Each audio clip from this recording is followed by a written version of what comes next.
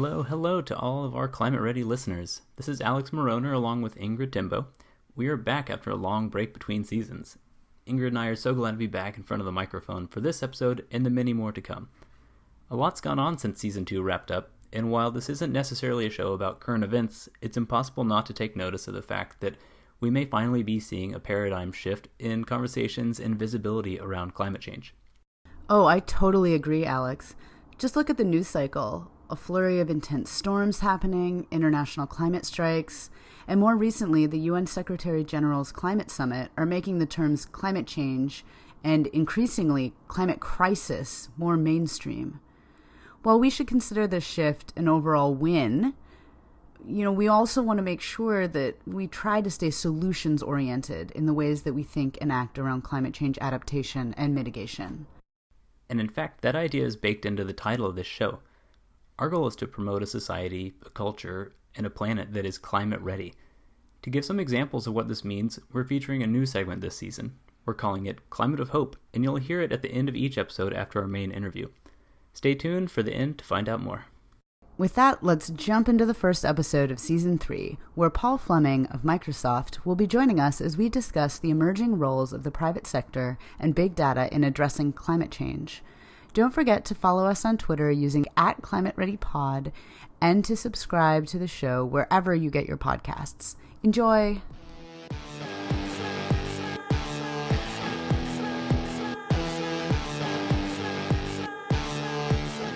Climate Ready is a product of AGWA, the Alliance for Global Water Adaptation, an international members-based NGO working across technical and policy programs to mainstream resilient water resources management, focusing on the connections between water resources and climate adaptation and mitigation. The Climate Ready podcast is made possible with support from Deutsche Gesellschaft für internationale Zusammenarbeit, or GIZ, on behalf of the German Federal Ministry for Economic Cooperation and Development, BMZ. For more information on GIZ, visit www.giz.de. Climate Ready would also like to acknowledge the continued support of the Water Global Practice of the World Bank. For more information on the World Bank's activities around water, visit worldbank.org/water.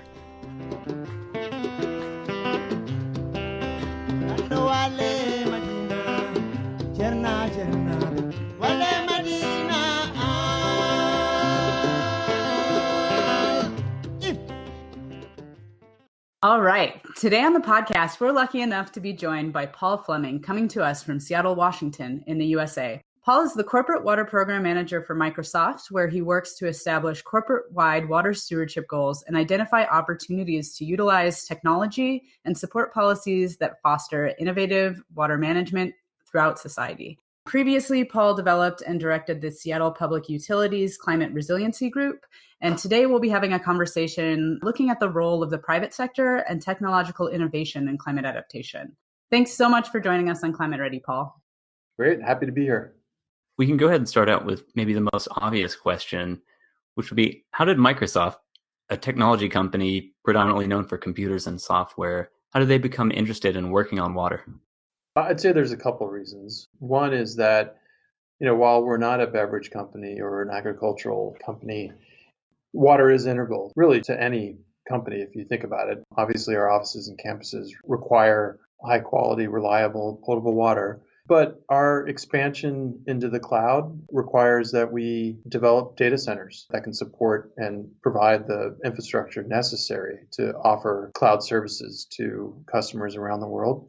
And those data centers utilize water for cooling purposes in particular, at least at this point in time. And so our use of water is growing as we look to expand our cloud offerings. So that's one reason, but I'd say another one is that as a company, I think we're trying to be very attuned to what are some of the key risks that are faced by society. And clearly water risk is prominent in terms of those categories of risks. We all know about the work that the World Economic Forum does to assess global risks on an annual basis. And water is routinely up in the quadrant that I refer to as the There Be Dragons quadrant. It's the high risk or high likelihood, high impact. Yep. And so I think our engagement on this issue is driven by the recognition that water is a global risk and it merits particular attention from the company. So the Microsoft cloud is really like a saturated cumulonimbus cloud, just full of water, huh?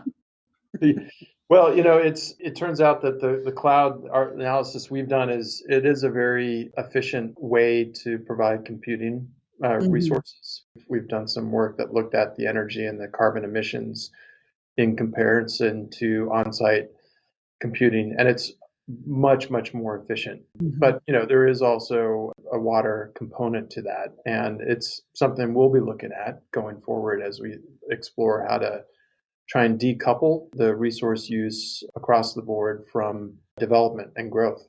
Excellent. So, I think we'll talk a bunch more about Microsoft in particular, but kind of staying on this idea of risks, and also something that plays into that a lot is uncertainty about future conditions. On this podcast, we do spend a lot of time talking about how various different groups, cities, governments, communities, companies, ecosystems can adjust and adapt and kind of manage these risks and uncertainties. And so I guess from your perspective, as someone who's working in the private sector, what do you see as the biggest challenges or maybe opportunities in kind of addressing these risks and uncertainties more broadly?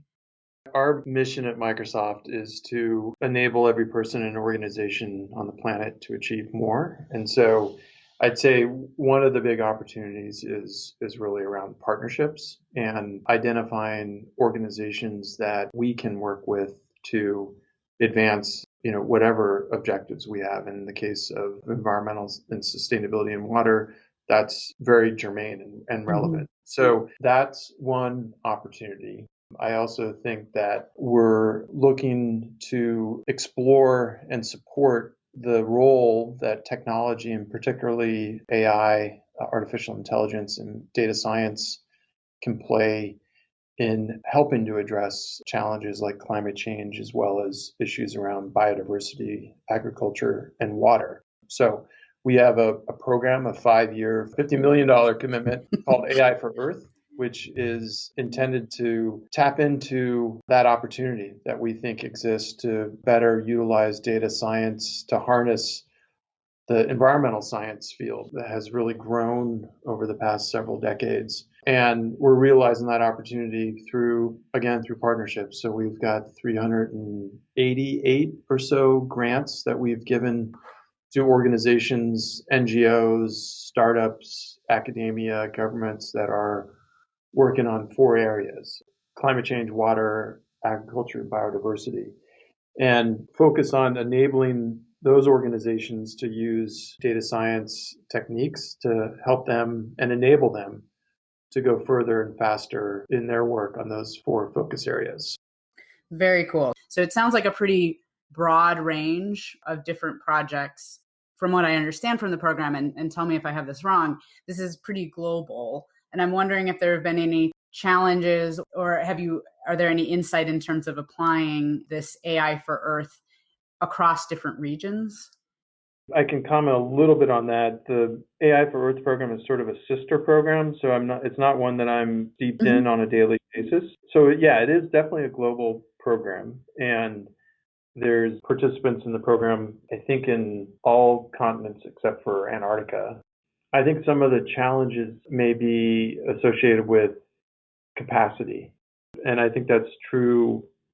I would imagine, this is just pontificating a little bit, but that's true across the board with respect to data science, right? That there needs to be some degree of capacity in order to take advantage of these emergent tools. Yeah, big data will require data in order to function. So, Big data requires smaller data. And some capacity within people capacity, right? To true. know how to harness that. It's interesting because we supported a study to look at the issue of AI going forward as a potential tool, not the tool, but a tool to help drive decarbonization And it identified that it could play a really important role in helping to drive both economic output as well as decarbonization. But one of the things they found is that the deployment and utilization of those sort of techniques needs to be conscious of the fact that there is a gap between certain parts of the world that are at the forefront of these sort of technologies, North America, Europe, East Asia, and other parts that aren't. And in order to ensure that there's not a widening gap, there needs to be some focus on building out the capacity and the skills in people in order to take advantage of this emergent technology. I think recognizing that it's like one tool in a toolbox. Because Right. I think a lot of times we're like, oh, this one thing is going to solve everything. And it's like, no, no, it's not. It may be important. It may be an important component and allow us to do things that we haven't been able to do before and maybe scale them in different ways. But definitely it takes a lot of different approaches. There's no deus ex machina here, right? We can't endow or place all of our hopes on something to come rescue us through some sort of magic wand. At the same time, while there are certainly areas where we lack data, environmental data, we also, in some cases, are just inundated with data, and it's only growing, right? I often say that in some ways there's maybe a fog of data, and what we need are more lighthouses to help better navigate that data. And I think that AI and machine learning and data science techniques can serve in some ways as a lighthouse. But as to your point, they're not magical wands, but they're tools that, like any tool, needs to be used appropriately and deployed appropriately. You don't use a sledgehammer when you need a ball peen. And it may also very well may require additional skills in people in order to really fully leverage those tools.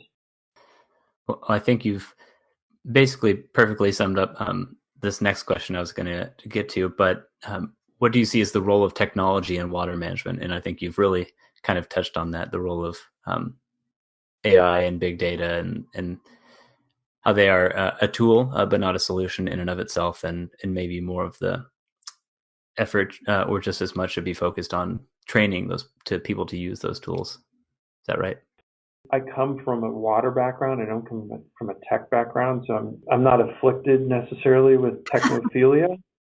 Like, I come from a utility background, so I certainly think about that. And, I think that technology could certainly play a role in helping to enable smarter, more dynamic, more responsive management of utility systems that might be able to attune them to real-time conditions, as well as serve as a way to couple kind of traditional expansion of utility systems through pumps and pipes, and to look at the role that harnessing the massive amounts of data that utilities typically gather to enable smarter management and maybe potentially avoid or downsize large capital expansions. Totally. So I want to kind of, again, just not totally switch gears here, but I noticed that recently, or at least I think since last year, maybe, you have been engaged with a larger group of private sector actors called CEO Water Mandate, which, for those listeners who don't know, is a UN Global Compact initiative that works to mobilize the business community and specifically business leaders on issues related to water and sanitation, and also linking that into the Sustainable Development Goals more broadly. So I'm wondering if you could tell us a little bit more about how Microsoft fits into this group, and if there's anything you guys have been working on so far. I know you're relatively new there, but I don't think we've had any other CEO Water Mandate companies on here yet. We were attracted to joining the mandate because I think at the heart of it is the spirit of collective action directed towards advancing Sustainable Development Goals, particularly Sustainable Development Goal 6. And we are still relatively new. I think we're just coming into the beginning of our second year. I think we're looking at the mandate as an opportunity to learn from other companies that have been more active historically on water issues, and to see how they think about water issues and see what we can learn from their engagement to date. We're also looking to the mandate to see how we can support this collaboration that I mentioned earlier and see if there's a way to harness the 140 plus companies that have endorsed the mandate to see if there's ways to create partnerships to make co-investments around replenishment. And so that's an area of focus for us. Another one that is an emergent area for the mandate is looking at nature-based solutions.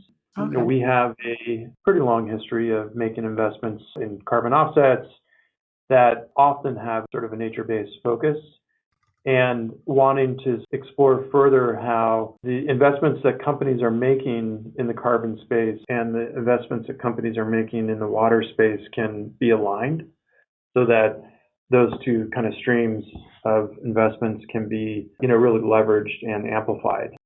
It's really interesting to learn more about the water mandate, even though Microsoft is kind of early on in this year already playing a catalyzing role in bringing some of these groups together and providing opportunities for collaboration.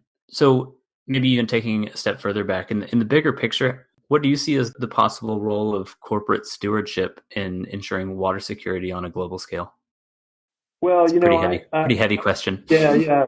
I come from a public sector background, and I guess this may be, I may be idealistic, but I think that there very well could be a role where the private sector can strengthen partnerships with local water providers to help to secure water supply at a local level. And, I think you've seen that somewhat through some of the water fund work that groups like TNC have stood up to align corporate interests and public sector interests and to identify, what are some opportunities, what are some needs that need to be attended to in order to strengthen and enhance water security.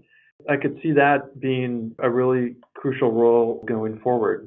I think there's often water systems are often underinvested, they're undernourished in a way, and yet they're essential, right, to a functioning society. I mean, you have a somewhat kind of unique, I guess, perspective, having worked on both sides and seeing what, as a utility, what you could have used potentially in terms of corporate support or just private sector support more broadly for the types of initiatives that you're working on. I mean, I feel like sometimes, not always necessarily, but there's more of maybe an adversarial component, to those two different groups, even though obviously businesses need water, secure, stable, clean water supplies in order to function. Same with cities and everyone, so we all have the same kind of needs, but sometimes I feel like there's some tension there between those different groups. I mean, I think that the caricature would be that the private sector, which is usually the case with respect to water, right? It's mostly public sector provided as opposed to like energy, which can be a mix. Caricatures that there's inefficient government that can't figure out how to manage a resource, and then the caricature of the private sector is that it's rapacious and doesn't really care about what's happening, right? And one, I think that's clearly an exaggeration, and two, it's not gonna help solve its problems. I mean, I think I could really imagine a role going forward where the private sector sees an opportunity to bolster and support, again, water security through partnerships with the water provider, to help ensure that the vulnerabilities that provider sees are addressed.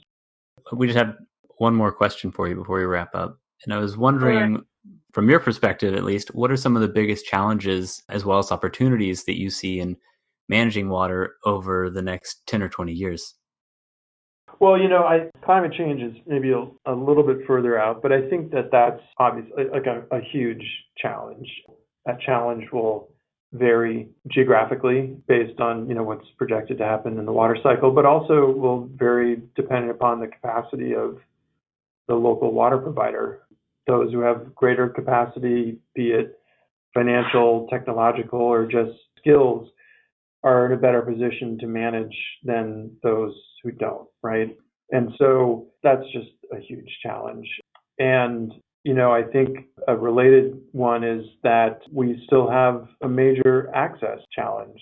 Access to a safe source of supply is still, to this day, a major challenge for society, right? So how to close that gap is probably the primary challenge. And how to do that in a way where we probably really need to think about and are clearly thinking about the traditional ways of providing supply through large centralized systems. A challenge there is how do we think through and complement that approach with other strategies that either need to be pursued in lieu of these traditional centralized systems or pursued in tandem as a hybrid approach.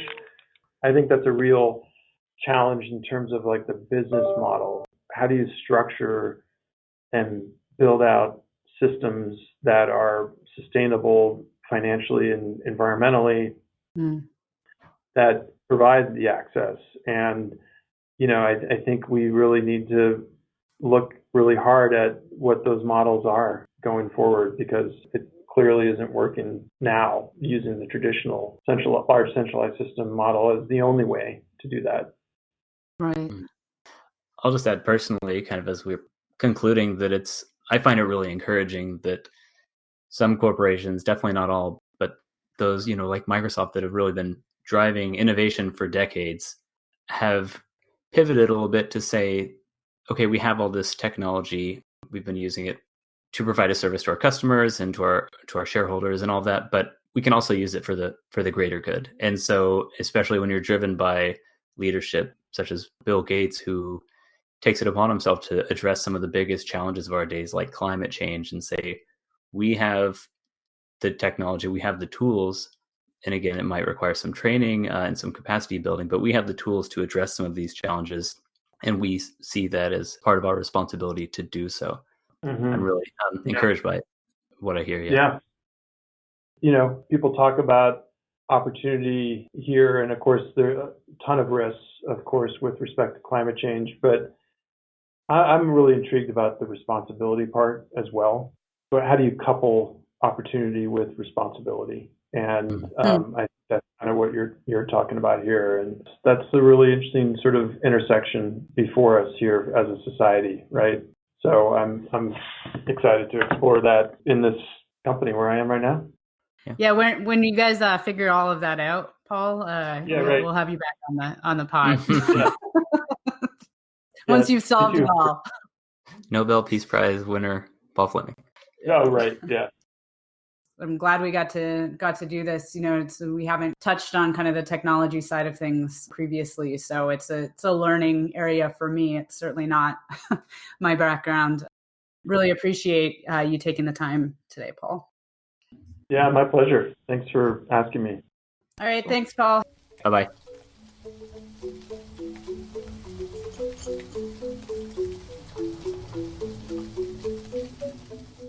I really enjoyed our conversation with Paul, Alex.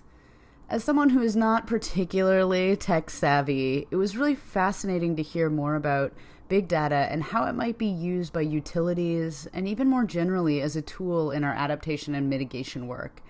It's certainly not a silver bullet to solve all of our problems, of course. And, he was honest as well in that the biggest gap right now might be in our capacity and training to harness all of the data that is out there. I'll borrow his phrase to make myself sound more insightful here.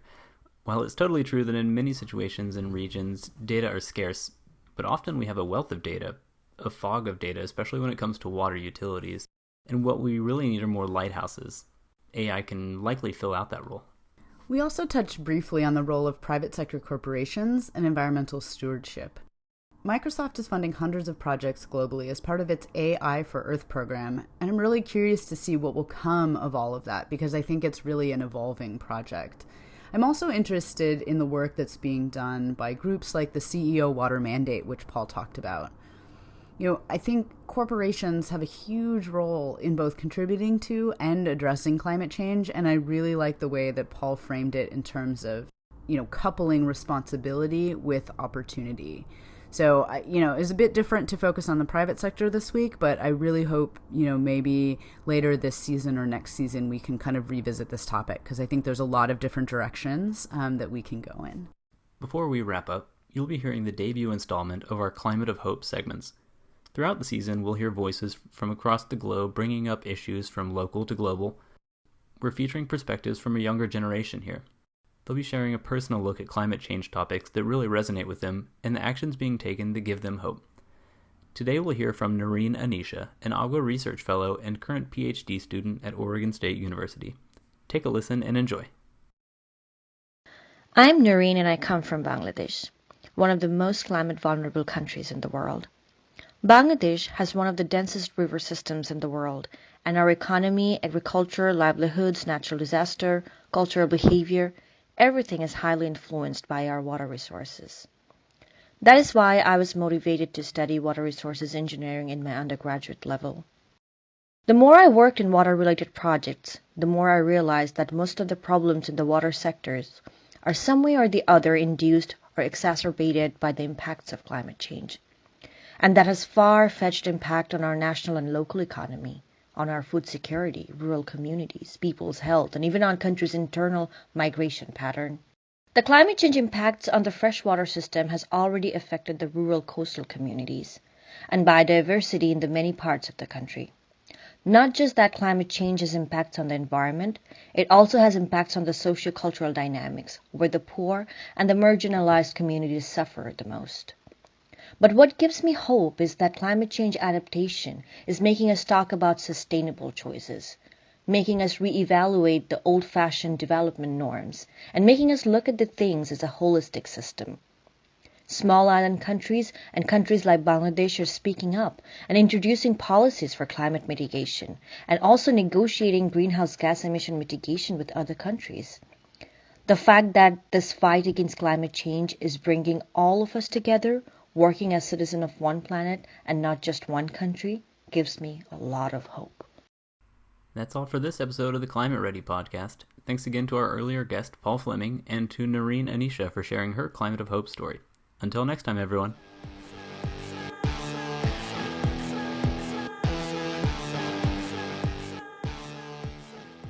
The ClimateReady podcast is produced by John Matthews of the Alliance for Global Water Adaptation. It is directed and edited by Alex Moroner and Ingrid Timbo.